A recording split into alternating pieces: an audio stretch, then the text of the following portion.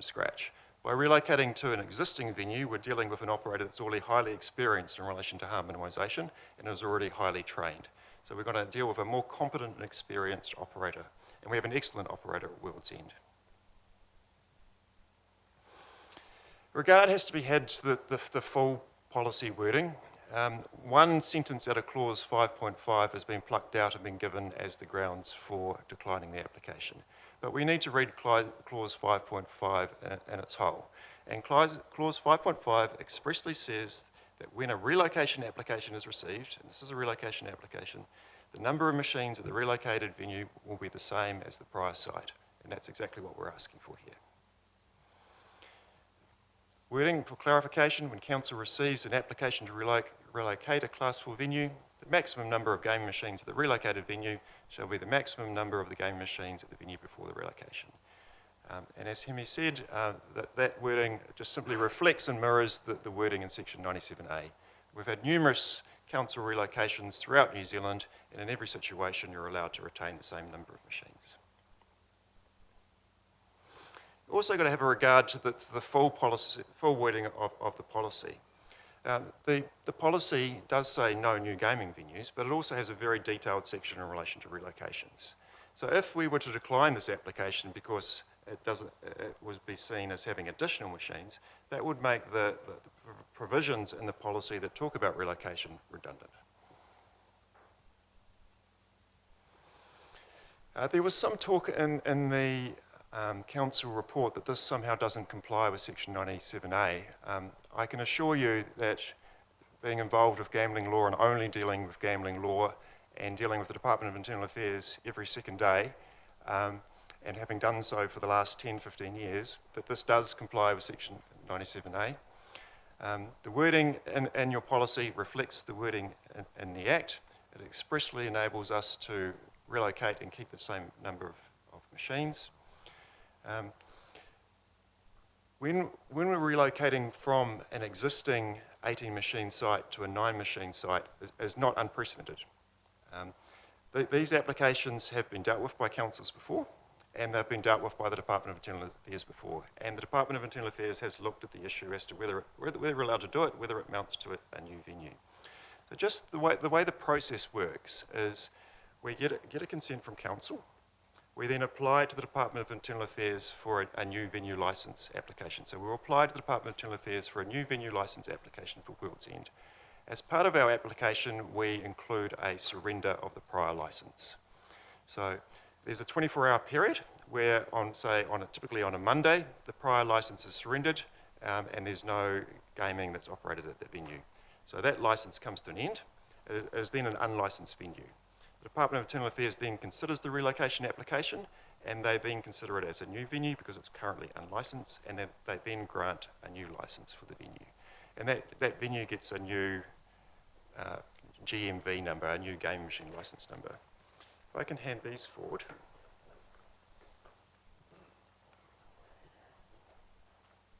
This is the recent example we had.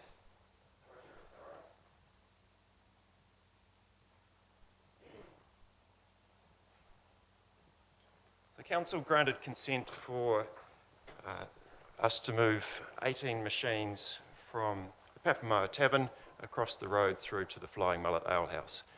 We came to council, we got a relocation consent. We moved the 18 machine licence from Papamoa Tavern, which was closed at the time, but the same situation here, the gaming licence stayed in place pending the relocation application. The Flying Mullet was operating 9 machines when we applied to council, and when we subsequently put the application into the Department of Internal Affairs, we surrendered the 9 machine licence. There was a 24-hour period where it didn't operate gaming machines, and then the new 18 machine licence was issued. So it's totally precedented. It's been through the process. And then there was a subsequent venue, also here in Tauranga, with the Marble Bar, where exactly the same process happened. We removed, I think, a 12 or 14 machine licence through to an existing 9 machine site. So not only has this been vetted and gone through the Department of Internal Affairs numerous times, but we've got 2 express examples, recent examples in Tauranga City, where exactly the same things happened.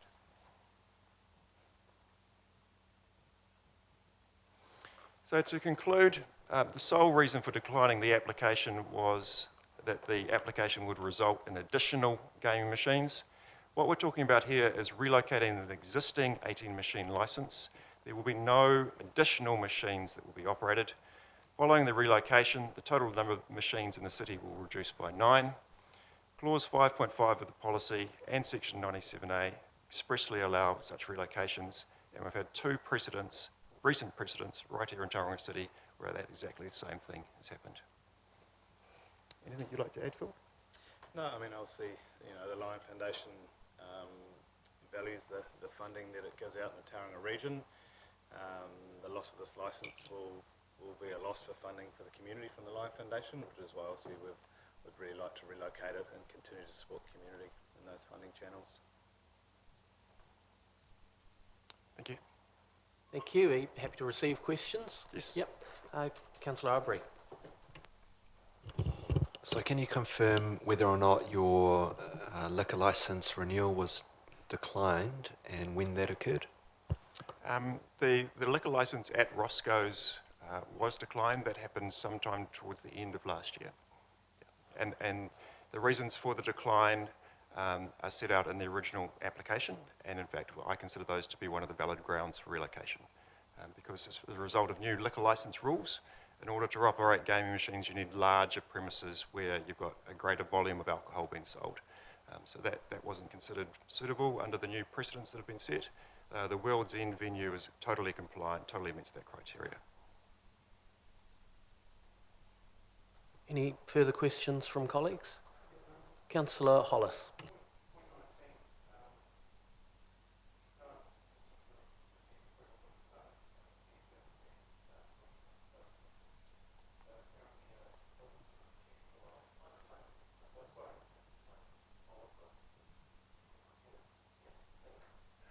What's a proposal to refuse the licence? What is that? So what happens is we apply to the Department of Internal Affairs to extend the licence. We put an application in. If the department wants to decline that, they send us what we call a proposal letter. So it's not a cancellation, it just sets out what they propose to do. We have an opportunity then to make submissions to that, which we've done. We've put those submissions in and said to the Department of Internal Affairs, we've got a hearing date, we would like to go through the democratic process, we would like to have this considered. And the Department of Internal Affairs is currently considering those submissions. If the Department of Internal Affairs then subsequently declined our application, we would then have a right to appeal to the Gambling Commission, and the licence would remain in place pending that appeal process proceeding. So even if the department did decline, which they haven't done so far, the licence will remain in place for another 6 to 9 months as a minimum going through the full process. Any further questions?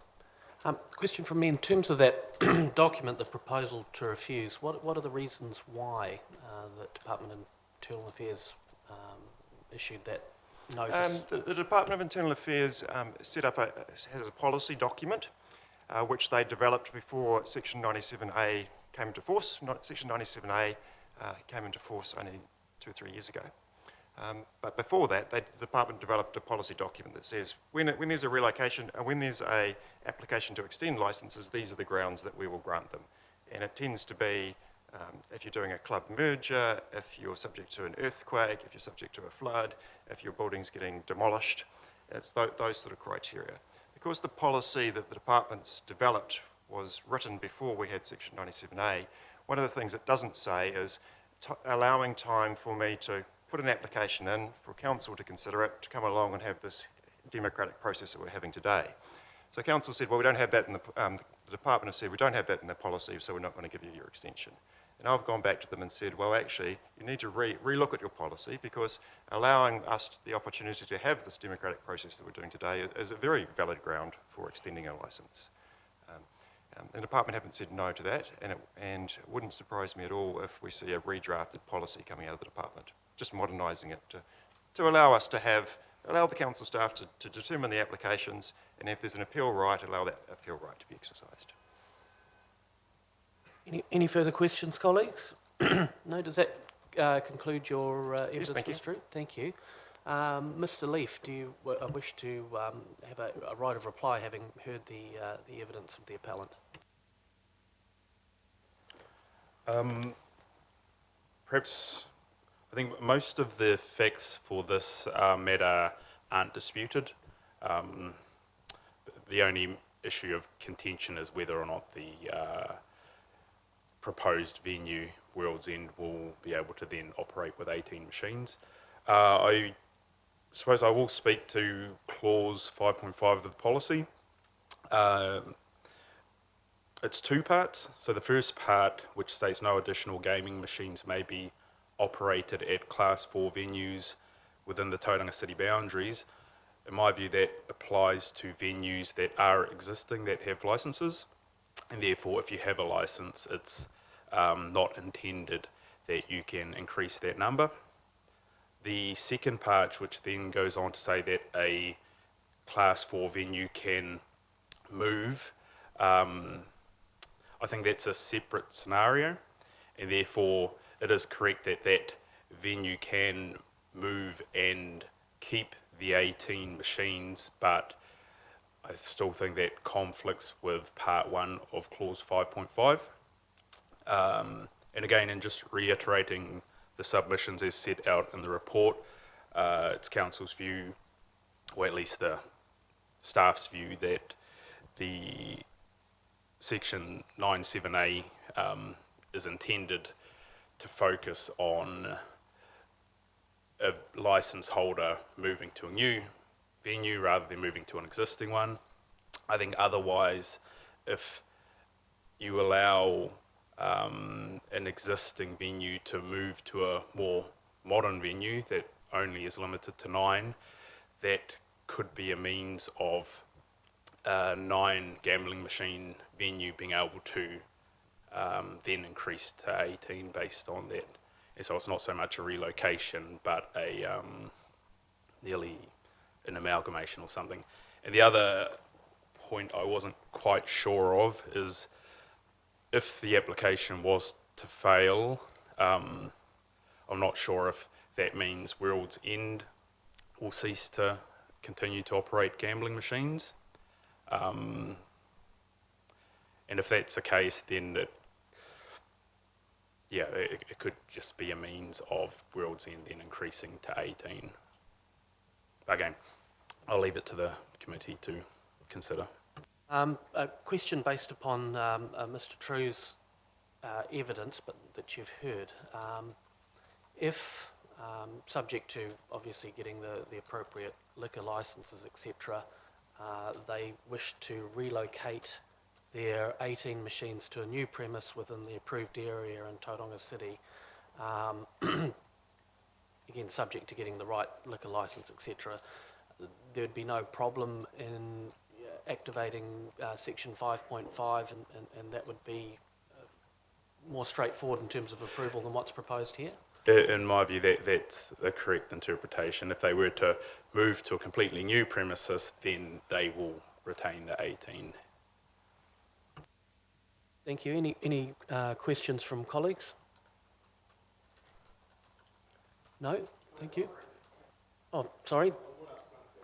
Yeah, yes, Councillor Hollis. Inside the evidence that was brought today, it appears that there was a 9 licensed venue in Papamoa that had an 18 machines relocated to it. So it does seem that it can happen in the way that's being mooted to move to World's End, discarding the 9 machine license that's there now and bringing the new 18 machine license. The Papamoa one was done. Is there a difference between those two situations? It appears to be the same scenario, but it just depends on how the committee applies the rules today. But the situation does appear to be as with Papamoa. Another question, sorry, following on that from myself.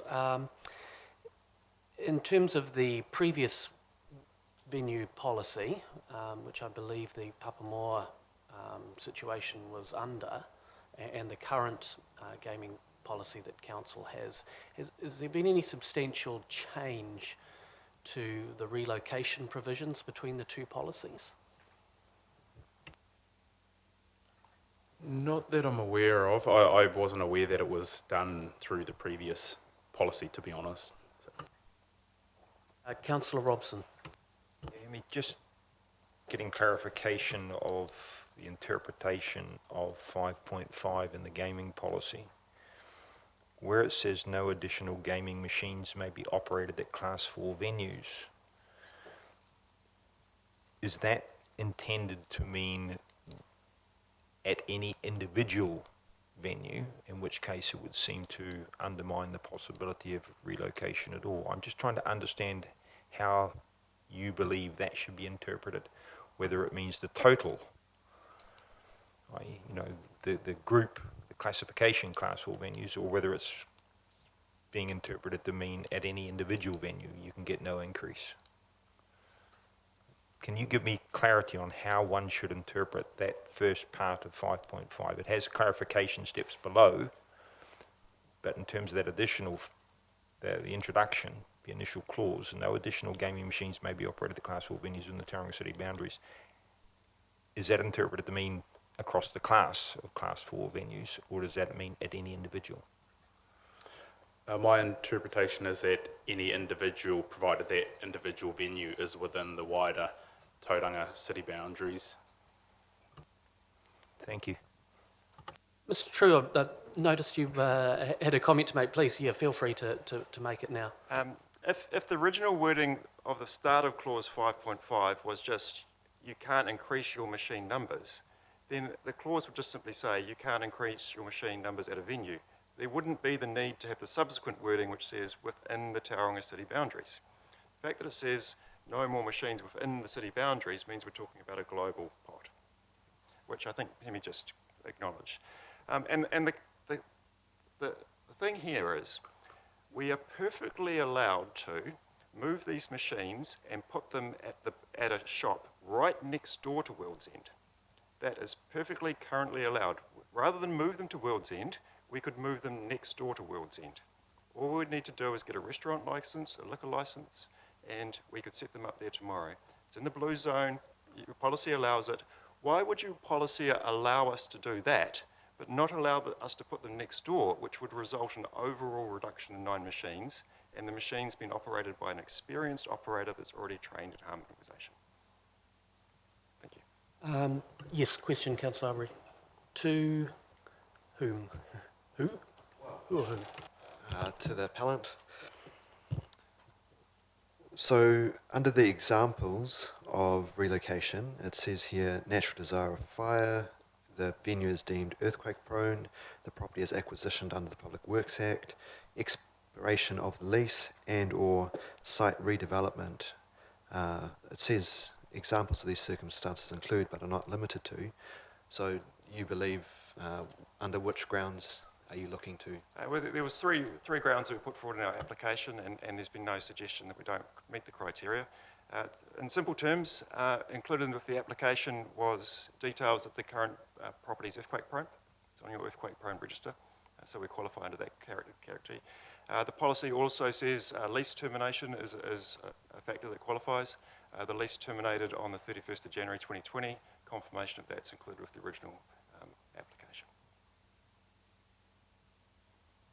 Councillor Hollis. I can't remember where in the document it suggests that there is a differential between a tavern and a gaming premises. Is there a differentiation? Is there an amount of alcohol that must be able to be sold for it to be called a tavern compared to the number of gaming machines? I can find it. Hang on, let me find the exact clause. So that really relates to more liquor licensing as opposed to gambling licensing or But dealing with consents. there is a phrasing that confused me earlier on.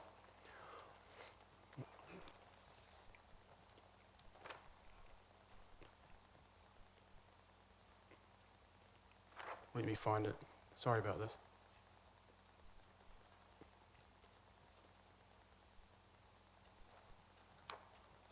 It was about, I'll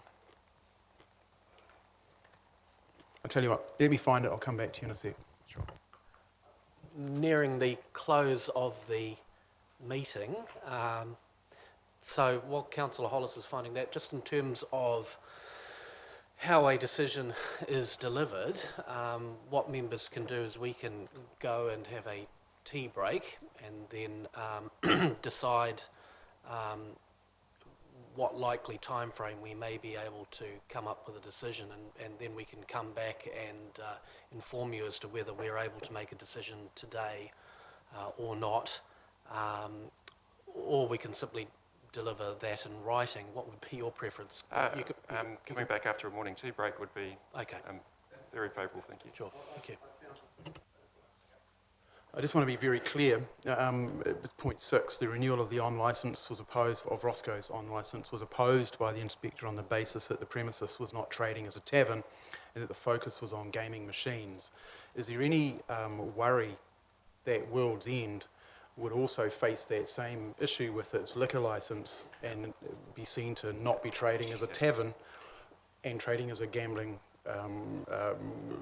premises with the additional machines? It's ironic that I say to you proudly that World's End serves a very large amount of alcohol. And it has no trouble whatsoever meeting that criteria. And it's large, it's a very successful pub, absolutely. I've helped them with that volume. Yeah. So yeah, no, I just wanted to be very clear that there wasn't some line in the sand that we were going to cross, that was all. No. And if there was, that would be an issue for when World's End liquor licence came up, not opposed to today's hearing. Okay, what we'll do is we'll adjourn now for 15 minutes, and if I can ask the committee secretary to help us in terms of process, that would be good. So yeah, we'll adjourn for 15 minutes. Thank you.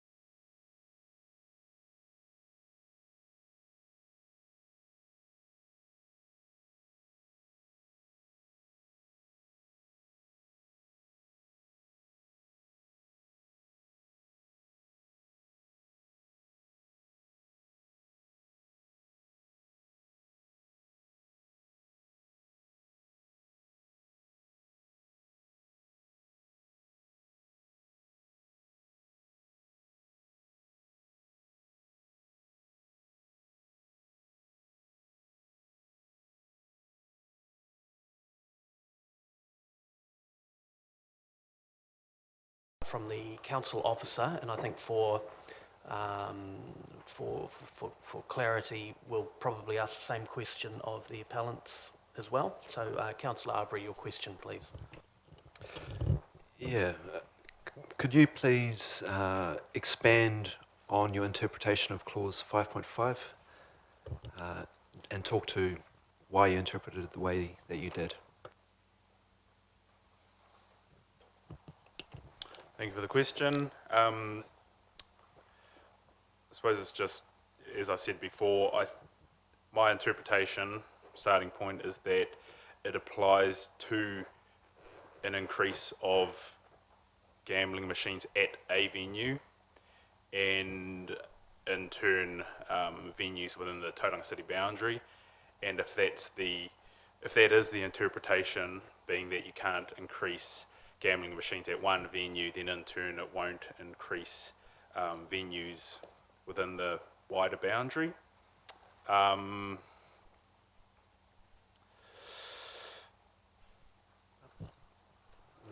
Yeah, so further clarification question. So why is it that you interpret that first part of 5.5 as referring to increases of machines at one venue as opposed to increases of machines within the boundaries?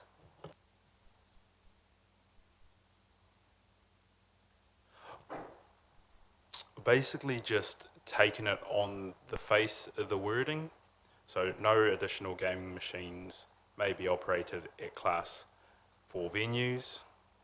And my reading of that is if you've got a Class 4 venue, then you cannot increase that amount. I'm not sure I can elaborate much further than that. We'll also give the appellant the opportunity to answer the same question, which the nub of really is, what is your interpretation of clause 5.5? That's correct. So the normal statutory interpretation principles apply. First of all, we look at what the plain wording says, and then if there's any ambiguity, we look at what the purpose and what the outcome would be. If we look at the plain wording, the first thing is it doesn't say no additional machines at a venue. It says no additional machines at Class 4 venues, plural. So it's referring to all the venues, not one venue. So it's venues plural. And if the meaning of that clause was no additional machines at a particular venue, then there would be no need to have the words in there within this Tauranga City boundaries. And we can't interpret a clause and have effectively half of it being redundant. So the fact that it's plural, venues, and the fact that it expressly refers to the city boundaries makes it clear that what we're talking about is no new machines overall as part of the district, which is what we did when we effectively introduced the sinking lid, but allowed relocation when we had the gambling venue policy review. The second thing to look at is the purpose of the policy. So if for argument's sake, this was capable of two potential interpretations, which, if that was your finding, you then go back and look at what the purpose of the policy is. And you say, the purpose of the policy is to control growth and to make sure we have good harm minimisation measures in place. We are allowed to set up a brand new venue next door to World's End and operate 18 machines. Everyone accepts that. That would result in no reduction in the city. We're allowed to operate 18 machines next door to World's End by a brand new operator that's never operated gaming before, who would need to be trained and build up experience. Why would you allow that, but not allow what we're proposing, which is a reduction and having an experienced operator? It's not in accordance with the purpose of the policy.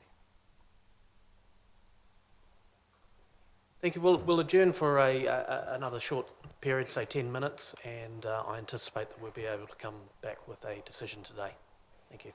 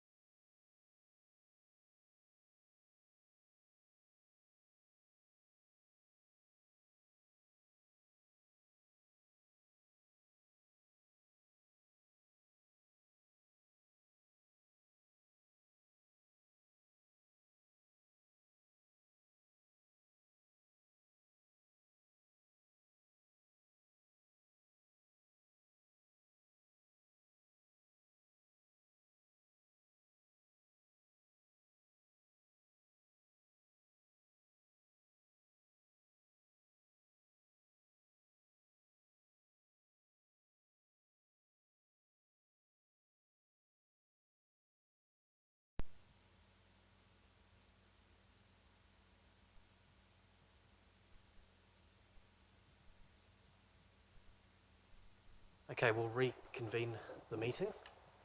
Do you have to put that on the YouTube just for... You have to restart that. Is that restarted? Okay, it's good to go. Okay, so we'll reconvene the meeting. The committee has decided to uphold the appeal, and reasons will follow in writing at a later date, which we will issue at a later date. So thank you, everybody. We will now close the meeting. Cheers.